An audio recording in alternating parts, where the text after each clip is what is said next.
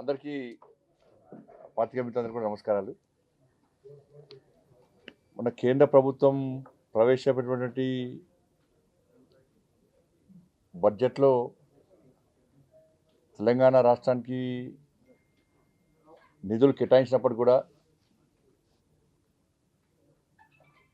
కానీ దానికి తెలంగాణ రాష్ట్రంలో ఉన్నటువంటి కాంగ్రెస్, బీఆర్ఎస్ ఈ రెండు పార్టీలు కూడా దాన్ని గుర్తించక గమనించక గుర్తించినా గమనించినా కూడా విమర్శలు చేయడమే ప్రధానంగా భావించి ఇలా కేంద్ర ప్రభుత్వం పట్ల ఇష్టానుసారంగా మాట్లాడిన తీరు చాలా బాధాకరం. ఈ విషయంలో చాలాసార్లు నేను కానీ కిషన్ రెడ్డి గారు కానీ అనేక సందర్భాల్లో సవాల్ చేసినాం. మేము చర్చలకు రండి, చర్చించడానికి సిద్ధము. కేంద్ర ప్రభుత్వం ఏం చేసింది, రాష్ట్ర ప్రభుత్వం ఏం చేసిందో చర్చించడానికి సిద్ధమని చెప్పినా కూడా ఇవాళ కాంగ్రెస్ పార్టీ ఏ రోజు చర్చలకు రాలే. అందుకే దాన్ని దృష్టిలో ఉంచుకొనే ఈరోజు వాస్తవ విషయాలను ప్రజలకు వివరించాలనే ఉద్దేశంతోనే ఈరోజు మీ ముందుకు రావడం జరిగింది. వివిధ పథకాలకు ఏ విధంగా తెలంగాణ రాష్ట్రానికి నిధులు కేటాయించిందో నేను వివరించే ప్రయత్నం చేస్తా. పన్నులు, పథకాలు సహా వివిధ రూపాల్లో తెలంగాణకు 1,08,000 కోట్ల రూపాయలను తెలంగాణ రాష్ట్రానికి వివిధ పన్నులు, పథకాల రూపంలో కేంద్ర ప్రభుత్వం మొన్నటి బడ్జెట్లో కేటాయించడం జరిగింది. 1,08,000 కోట్ల రూపాయలు. ట్యాక్స్ డెవల్యూషన్ ద్వారా 29,899 కోట్ల రూపాయలు గత ఏడాది కంటే 10% ఎక్కువ కేటాయించడం జరిగింది. గ్రాంట్ల ద్వారా 21,075 కోట్లు, రోడ్లు, రైలు, విమాన రంగాల అభివృద్ధికి 28,302 కోట్ల రూపాయలు, రైల్వే అభివృద్ధికి 5,336 కోట్ల రూపాయలు, హైవేస్ విస్తరణకు 15,640 కోట్లు,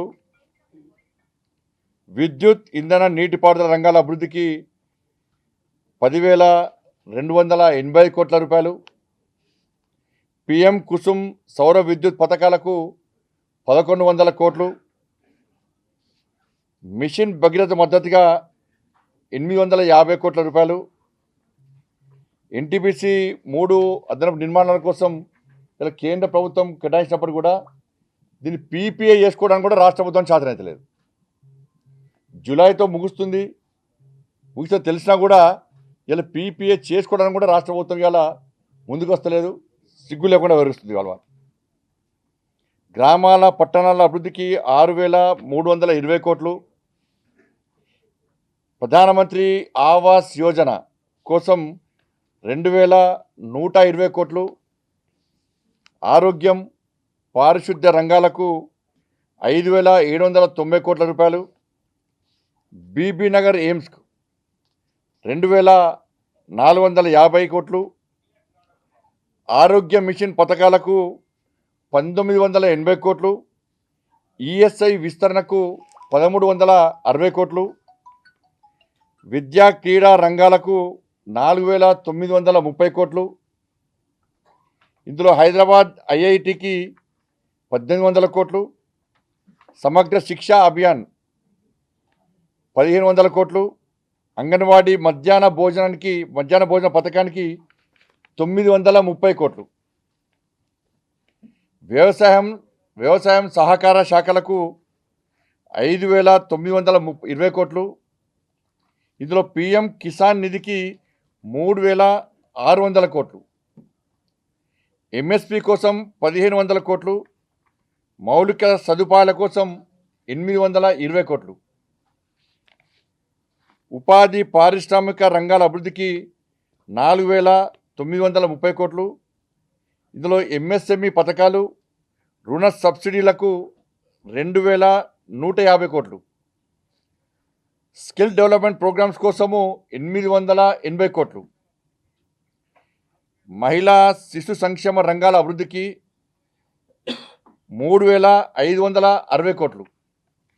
ఇందులో పిఎం ఉజ్వల యోజన కింద 2,200 కోట్లు, అంగన్వాడీ కేంద్రాల విస్తరణ కోసం 860 కోట్లు, మహిళా సాధికారత పథకాల అమలు కోసం 500 కోట్లు,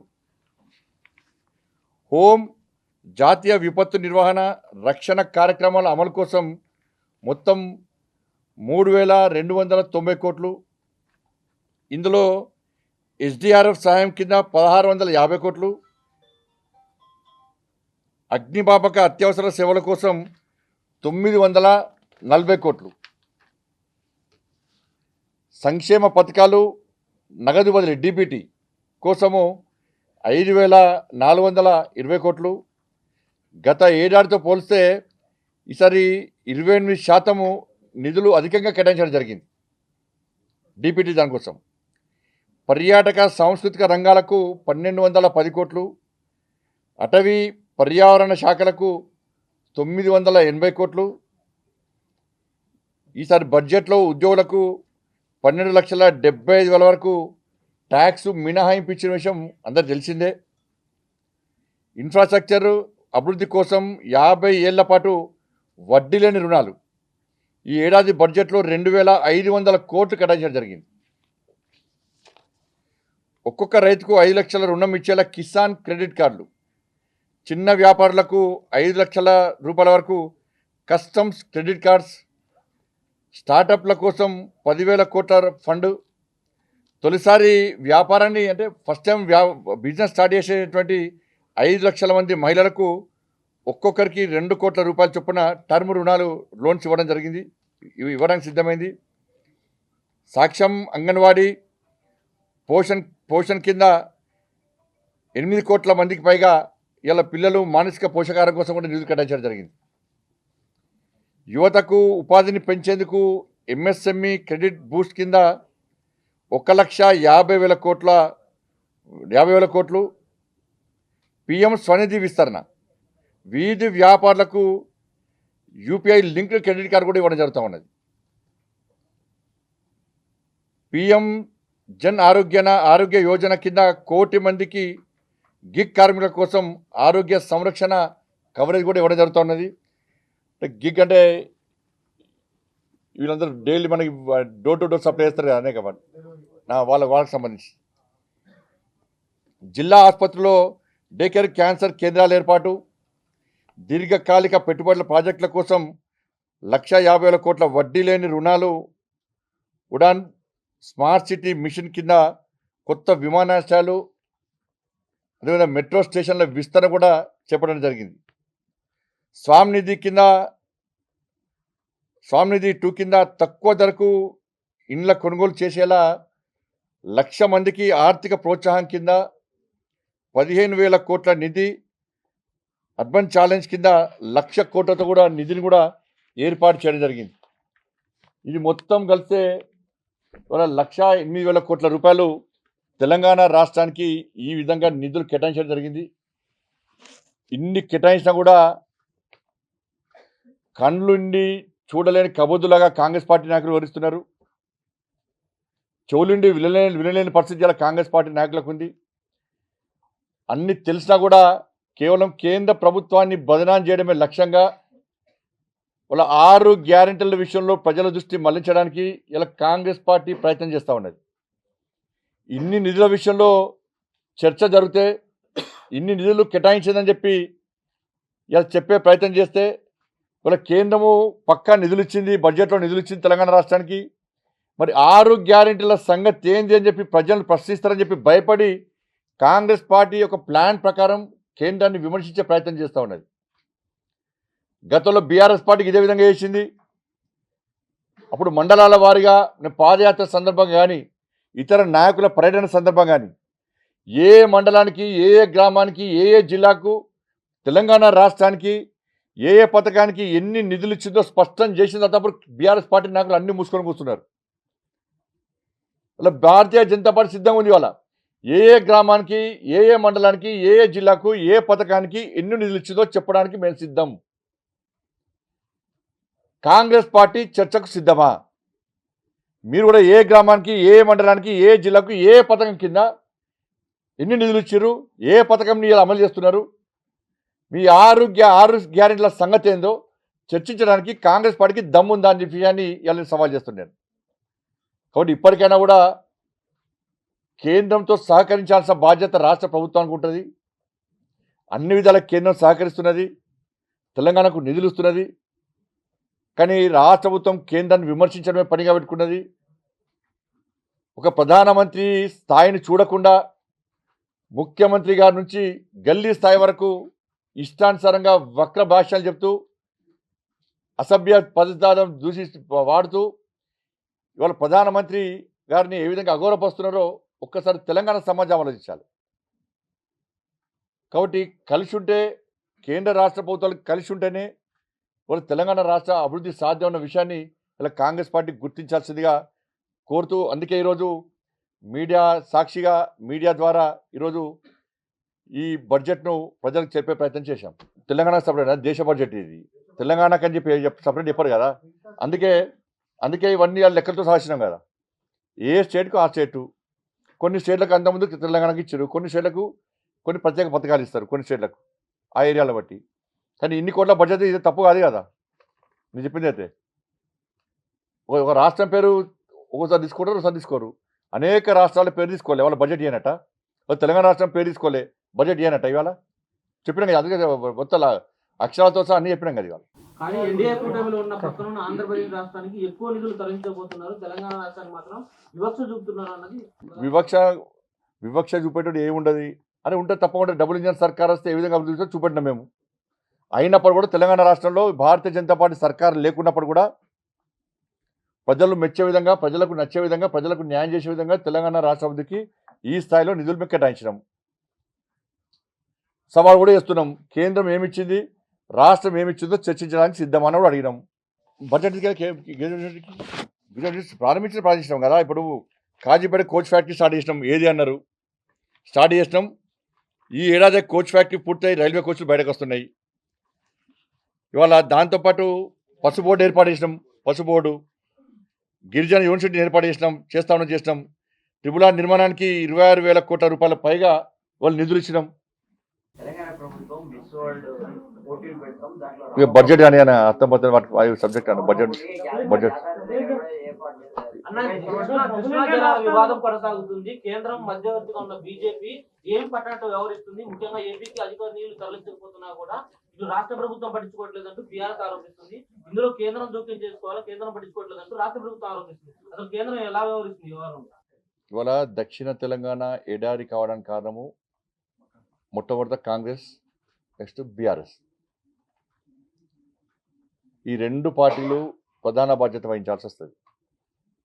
కృష్ణా జలాల విషయంలో ఆ ప్రాంతానికి అన్యాయం జరుగుతుందని చెప్పి మొట్టమొదట బహిర్గతం చేసింది Bharatiya Janata party. Apex council సమావేశాన్ని ఏర్పాటు చేయించింది Bharatiya Janata party. Apex council సమావేశంలో అబద్ధాలు చెప్పే ప్రయత్నం చేసిండు అప్పటి రాష్ట్ర ముఖ్యమంత్రి కేసీఆర్ గారు. మేము అనేక సందర్భాల్లో అడిగిన ప్రశ్నలకు సమాధానం చెప్పకుండా దాట వేసిండు అప్పటి ముఖ్యమంత్రి కేసీఆర్ గారు. మేము అప్పుడు స్పందించినప్పుడు అన్యాయం జరుగుతుంది, మొత్తం నల్గొండ, రంగారెడ్డి, మహబూబ్నగర్, ఖమ్మం కొంత ప్రాంతం అంతా కూడా ఎడారి గురవుతుంది అని చెప్పి మేము మాట్లాడినప్పుడు అన్ని మూసుకొని కూర్చున్నది కాంగ్రెస్ పార్టీలు. ఇవాళ తెలంగాణ రాష్ట్రానికి కృష్ణా పరివారక ప్రాంతం ఆ ప్రాంతానికి తెలంగాణ వాటా ఎంత? 299 టీఎంసీలు, 575 టీఎంసీలు మన వాటా. కానీ అప్పటి రాష్ట్ర ముఖ్యమంత్రి ఆంధ్ర నాయకులతో కుమ్మక్కై ఏం చేసిండు కేసీఆర్ గారు? 299 టీఎంసీలకే సంతకం పెట్టొచ్చిండు.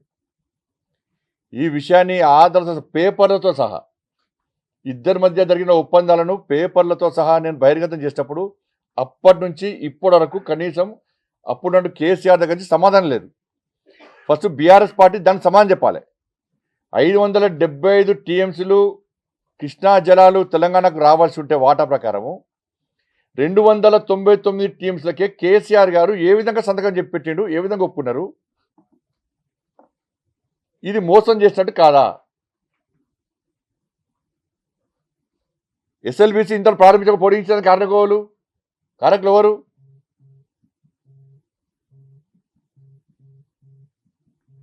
కాబట్టి కృష్ణా జలవిషయంలో ఆ ప్రాంత ప్రజలకు రెండు పార్టీలకు క్షమాపణ చెప్పాలి. వీళ్ళిద్దరే మోసం చేసాం. ఎప్పుడు రాష్ట్రంలో అధికారం లేవు. మేము కేంద్రంలో అప్పుడు 2 రాష్ట్రాలకు న్యాయం చేయాలని చూసినాం.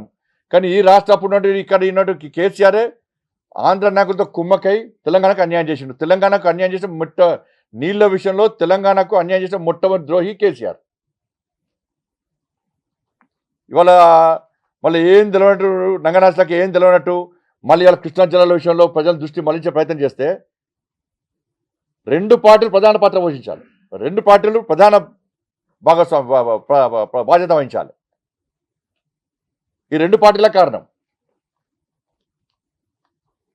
నేను మళ్ళీ అడుగుతున్నా. 299 నిమిషాలు సంతకం ఎట్లా పెట్టినావు? నువ్వు ఎవరిని అడిగి పెట్టినావు? అన్యాయం జరుగుతుందని తెలుసా తెలియదా? ఇప్పటికీ సమాధానం ఎందుకు చెప్తలేవు? దీని తర్వాత కూడా నేను లేఖ రాస్తే సంబంధిత అధికారులు కూడా 575 టీఎంసీలు మాత్రం తెలంగాణకు రావాల్సి ఉండే అని చెప్పించి కేసీఆర్ ప్రభుత్వంలోని అధికారులే నన్ను కోడ్ చేస్తూ కేంద్రం లేఖ రాశారు. నాది కోడ్ చేస్తూ కేంద్రం లేఖ రాశారు. అయినప్పుడు కేసీఆర్ లోపల కనీసం స్పందన లేదు. అప్పుడు నా జగన్మోహన్ రెడ్డి గారితో కుమ్మక్కై బిర్యానీ తినిపించి చేపల పులుసు తినిపించి ఏమయ్యా మరి అప్పుడు ఆలింగనం చేసుకొని అన్నా తమ్ముడు అని చెప్పి తెలంగాణ ప్రజలకు బొమ్మ చీరాపారు. కాదు ఎమ్మెల్సీకి అభ్యర్థులు కారు వేరాలకు బీఆర్ఎస్ పార్టీలకు ఎమ్మెల్సీకి అభ్యర్థులు లేరు.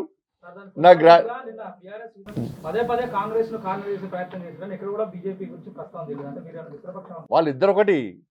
ఇప్పుడు నేను మళ్ళీ చెప్తున్నా, కాళేశ్వరం కేసు ఏమైంది? కాళేశ్వరం కేసు ఏమైంది? కేసీఆర్ కుటుంబాన్ని అరెస్ట్ చేస్తాం విజిలెన్స్ రిపోర్ట్ వచ్చింది. ఏమైంది? కేసీఆర్ కుటుంబాన్ని అరెస్ట్ చేస్తానంటే అరెస్ట్ కాలే, Delhi compromise. Next drugs case ఏమైంది? అరెస్ట్ చేస్తామన్నారు. ఏమైంది? కదా Delhi compromise. Phone tapping case ఏమైంది? రేపే అరెస్ట్ అన్నారు. ఉన్న నిందితులు విడుదలైన బయటికి. ఏమైంది? మళ్ళీ కాంప్రమైజ్, ఢిల్లీ కాంప్రమైజ్. అదేదో ఫామ్ హౌస్ కేసు అయింది. అరెస్ట్ చేస్తున్నప్పుడు టీవీలలో బ్రేకింగ్ కదా, మళ్ళీ ఢిల్లీ కాంప్రమైజ్. ఈ ఫార్ములా కార్ వేసేది ఉంటుంది. అదేమైంది? సుప్రీంకోర్టుకు వచ్చింది, హైకోర్టు వచ్చింది. అరెస్ట్ చేసుకోవచ్చు, విచారణ చేసుకోవచ్చు కేసీఆర్ కొడుకు మీద. కేసీఆర్ కొడుకు సుప్రీంకోర్టు పోతే ఒప్పుకోలే, కోర్టు హైకోర్టు ఒప్పుకోలే, అరెస్ట్ అన్నారు. ఏమైంది? ఢిల్లీ కాంప్రమైజ్. ఇవన్నీ ఎందుకు కాంప్రమైజ్ అయ్యాడు? ఢిల్లీకి ఏం కాంప్రమైజ్ అంటే, మా మీద కేసులు ఏం పెట్టకండి, మేము కలిసి ఉందాం, బీజేపీ శక్తివంతంగా తయారవుతుంది, బీజేపీని అడ్డుకోవాలంటే మేము కలిసి ఉండాలి. కాబట్టి కలిసి ఉండాలంటే మా మీద కేసులు పెట్టకండి, ఎమ్మెల్సీ ఎన్నికల్లో మేము అభ్యర్థులను పెట్టాము, ప్రత్యక్షంగా పరోక్షంగా మీకు సహకరిస్తాము అని చెప్పి ఇవాళ ఇండిపెండెంట్లకు ఫండింగ్ ఇస్తున్నది కాంగ్రెస్ పార్టీకి ఓట్లేమని చెప్తున్నది బీఆర్ఎస్. ఇది కాళేశ్వరం మీద కోర్టుకు కేసు వేసిండు ఆయన, లింగమూర్తి హత్య జరిగింది, దాన్ని ఎట్లా చెప్తారు? ఇప్పుడు హత్య జరిగింది వాస్తవము. వాళ్ళ కుటుంబ సభ్యులు ఏమిస్తున్నారు, ఫలానా ఒక లీడరు హత్య చేయించుండు అని చెప్పి అనుమానం ఉందని చెప్పి అంటున్నారు. కాబట్టి సరే, వాళ్ళు ఆరోపించిన కాంగ్రెస్ పార్టీ బీఆర్ఎస్ అంటుంది, బీఆర్ఎస్ కాంగ్రెస్ పార్టీ అంటుంది. కాబట్టి ఈ విమర్శలు మాని ఆ కుటుంబ సభ్యులు ఏమో ఆరోపిస్తున్నారు, దానికి అనుగుణంగా విచారణ జరపాలి. ప్లస్ నిజంగా జరిగిందన్న విషయంలో విచారణ జరపాలి. దోషులు ఎవరైనా కూడా దాన్ని శిక్షించాల్సిన బాధ్యత ఇవాళ ప్రభుత్వం మీద ఉన్నది. ప్రభుత్వం తన చిత్తశుద్ధిని, తన నిజాయితీని నిరూపించుకోవాల్సిన బాధ్యత ప్రభుత్వం మీద ఉంటుంది. ఎవరు ఏ స్థాయి వ్యక్తులు హత్య చేసినా కూడా వెంటనే విచారణ జరపాలి. కేవలం ఆరోపణలు చేసి ఇవాళ చేతులు దుక్కుంటా అంటే ఇవాళ ప్రజలు క్షమించారు. ఒక వ్యక్తిని ప్రాణం చేయడం అంటే ఇది ఇంతకంటే దుర్మార్గము, ఇంతకంటే దురదృష్టకరం ఇంకోటి కాదు. కాబట్టి ఈ విషయంలో రాష్ట్ర ప్రభుత్వం హోంశాఖ కూడా ముఖ్యమంత్రి గారి దగ్గర ఉన్నది. కాబట్టి వెంటనే దీని మీద ఈ విచారణ ఆ విచారణ కాకుండా వెంటనే త్వరితగతిన విచారణ జరిపి ఎవరైతే దోషులు ఉన్నారో వాళ్ళను వెంటనే అరెస్ట్ చేయాల్సిన బాధ్యత ఉన్నది. ఏమో ఎంక్వైరీ కాకముందే వీళ్ళు వాళ్ళ మీద ఆరోపణ చేసుకుంటారు, వాళ్ళు వీళ్ళ మీద ఆరోపణ చేసుకుంటారు. ఇది మంచిది కాదు. ఏమని బీసీ రిజర్వేషన్లను 40% పెంచాలని ఢిల్లీలో ఆయన ఆందోళన సిద్ధమవుతున్నారు. దానికి మిగతా ప్రతిపక్ష పార్టీలు లేఖ రాసే అవకాశం ఉన్నట్టు కూడా ఆయన చెప్పారు. దీన్ని ఎట్లా చూస్తారు? ఇలా తెలంగాణ రాష్ట్రంలో బీసీలకు ఇచ్చింది ఎంత రాష్ట్ర ప్రభుత్వము? ఎన్నికల ముందు 42% ఇస్తానది. ఇలా ఎంత ఇచ్చింది? కేవలం 32% ఇచ్చింది. బీసీలకు తెలంగాణ రాష్ట్ర ప్రభుత్వం, తెలంగాణలో కాంగ్రెస్ పార్టీ ప్రభుత్వం ఇచ్చింది ఎంత? 32%. దాని మీద ఫస్ట్ క్లారిటీ ఇవ్వాలి రాష్ట్ర ముఖ్యమంత్రి గారు. 10% ముస్లింలను తీసేస్తే ఇలా బీసీలకు ఇచ్చింది ఎంత? కేవలం 32%. మీరు 42% ఇస్తా అని చెప్పి 32% ఎందుకు ఇస్తున్నారు? దాని మీద ఫస్ట్ క్లారిటీ ఇవ్వాలి. అసలు తెలంగాణ రాష్ట్ర జనాభా ఎంతో రాష్ట్ర ముఖ్యమంత్రి గారు చెప్పాలి. మీ సర్వే, మీ కులగణన, మీ సర్వేలో జనాభా ఎంత వచ్చింది? అసలు జనాభా ఎంత? మీ కులగణన, మీ సర్వే ఎందుకు తప్పుదరకగా ఉందని చెప్పి దాని మీద సమాధానం చెప్పాలి. 3,90,00,000 ఆధార్ కార్డు ఇచ్చేది మీరే ప్రభుత్వ లెక్కల ప్రకారం. 3,70,000 జనాభా అని చెప్పింది మీరే. ఇలా నిపుణులు కానీ మొత్తం అందా ఎంత వస్తుంది? అలా 4,30,000 వస్తుంది. మరి మిగతా 60,00,000 మీ లెక్కలు లేరా? అసలు తెలంగాణ రాష్ట్రంలో ఉన్నారా లేదా ఎవరు? అసలు ఏం క్లారిటీ లేకుండా ఇవాళ వాళ్ళు చర్చించాల్సింది 6 గ్యారెంటీల మీద చర్చించాలి. 6 గ్యారెంటీల మీద ఇప్పుడు ఎమ్మెల్సీ ఎన్నికల్లో ప్రజలు గుణపాఠం చెప్పబోతున్నారు. 6 గ్యారెంటీలే ప్రధాన అస్త్రంగా కాంగ్రెస్ పార్టీకి వ్యతిరేకంగా ఉపాధ్యాయ ఉద్యోగ వర్గాలు, మేధావి వర్గం అంతా కూడా కాంగ్రెస్ పార్టీకి గుణపాఠం చెప్పడానికి వాళ్ళు సిద్ధంగా ఉన్నారు.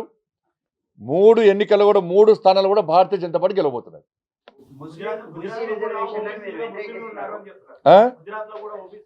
ఇక ఊకే పక్క రాష్ట్రం కాదు, ఫస్ట్ మన ఏడుపు మనం వేద్దాం. ఫస్ట్ మన ఏడుపు మనం వేద్దాం. ఊకే ఆ కేసీఆర్ గవర్నమెంట్ గట్ట ఉండే మేము ఏదో మాడితే ఒకసారి గుజరాత్ అని, ఒకసారి అస్సాం అని, ఒకసారి ఢిల్లీ అని. ఇప్పుడు ఢిల్లీ అడిగేస్తారు ఇక మళ్ళీ ఎక్కడ అయితే. ఫస్ట్ మన రాష్ట్రం గురించి మాట్లాడదాం. ఫస్ట్ అదే మీరు బీసీ ముస్లింల రిజర్వేషన్లు వ్యతిరేకిస్తున్నారు, కానీ కాంగ్రెస్ నాయకులు వెనుకబాటుతనంతో విచారణలో కమిషన్ల ద్వారా నిర్ణయించబడ్డది. మీరు ఎందుకు పదే పదే ఆ మాట మాట్లాడారు? అరే మతపరమైన రిజర్వేషన్లు పక్కా వ్యతిరేకం. బాబాసాహెబ్ అంబేద్కర్ గారే వ్యతిరేకించారు. ఎందుకు గుర్తిస్తారు? ఎందుకు బీసీ సమాజం ఎందుకు ఒప్పుకోవాలంటున్నా?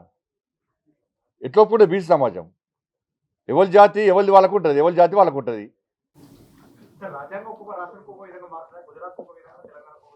ఫస్ట్ తెలంగాణ నుంచి మాట్లాడుకుందాం అన్న. గుజరాత్ తర్వాత, లేకుంటే వేరే దేశం అమెరికా, లండన్, చైనా తర్వాత. తెలంగాణ బీజేపీ ఒకే సామాజిక వర్గానికి చెందిందా, అన్ని సామాజిక వర్గాలకు చెందిందా? దానికి అడగడానికి క్వశ్చన్ కాదు, నేను చెప్పేది ఆన్సర్ కాదన్న. నాకు క్వశ్చనే కాదన్న. బీజేపీ నేతల వ్యాఖ్యలు బీఆర్ఎస్ లైన్ లో ఉన్నాయి అంటూ పొంగులేటి ఒక వ్యాఖ్య. ఇక వాళ్ళకి అలవాటు. ఇప్పుడు కాంప్రమైజ్ ఎమ్మెల్సీ ఎలక్షన్లో కాంప్రమైజ్ ఎవరు? మరి ఎందుకు కేసులు పెడతలేరు? ఉప ఎన్నికలు వస్తాయి ఎందుకు? అంటే దానికి మీరు అందబాడారట 7 అరే సుప్రీంకోర్టులో కేసు వేసింది, కేసు నడుస్తుంది వాస్తవం కదా? సుప్రీంకోర్టులో కేసు నడుస్తుంది వాస్తవం కదా? 10 ఎన్నికలకు సంబంధించి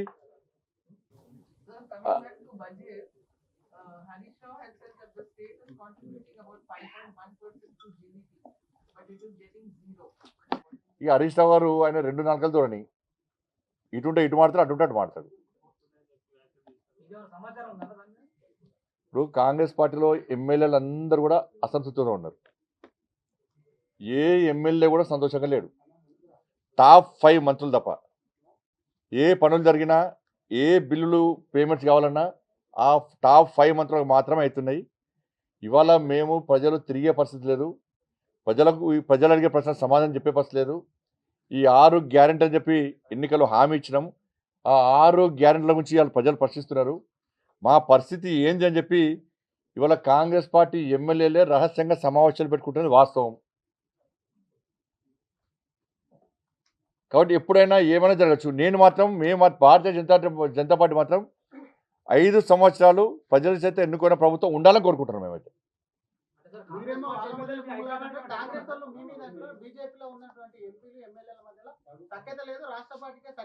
సరే మాధ్యమం చూసుకుంటే మీ ప్రభుత్వం మీరు చూసుకోండి. మీ ఎమ్మెల్యే హోటల్లో మీటింగ్ పెట్టారు, మీరు జాగ్రత్త. మరి ఎమ్మెల్యేల హోటల్లో 10 మంది మీటింగ్ పెట్టారట. నిన్న కాక మొన్న ఫామ్ హౌస్ లో 10 మంది కూర్చున్నారు. ఫస్ట్ దానికి చూసుకోండి, మీ ప్రభుత్వం జాగ్రత్త చూసుకోరు. ఫస్ట్ మా సంగతి చూసుకుంటాం. మీటింగ్ పెట్టుకున్న ఒక ఎమ్మెల్యే బీజేపీ రాష్ట్ర అధ్యక్షుడిగా బండి సంజయ్ తొలగిస్తే ఆయన అసంతృప్తితో ఉండి మాట్లాడుతున్నాడు. ఈ మాటలోని మిమ్మల్ని వ్యాఖ్యానించారు. థ్యాంక్స్. నా మీద అంత ప్రేమాభిమానం ఉన్నది. ఓకే అన్న, ధన్యవాదాలు. మళ్ళీ ధన్యవాదాలు.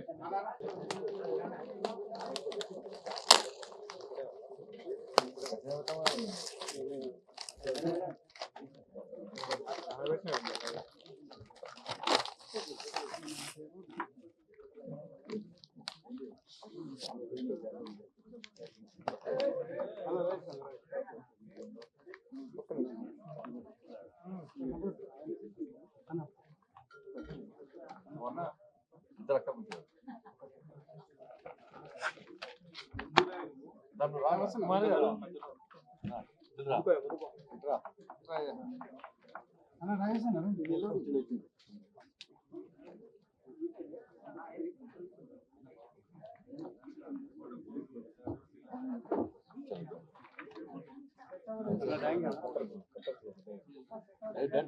రా.